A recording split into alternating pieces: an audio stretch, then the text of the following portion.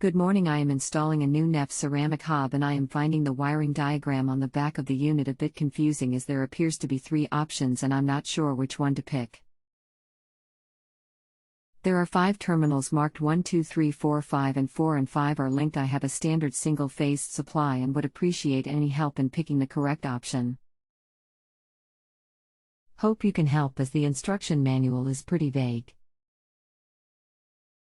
Hiya, there should be U-shaped links in the pack. You join 1, 2 and 3 together with the links and fit the live supply to any of the 3 connections.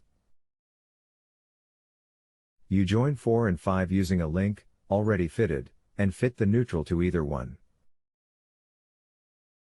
The earth goes to the earth connection. If you don't have the links, you'll need to make some using the wire. Hope this helps. Thanks.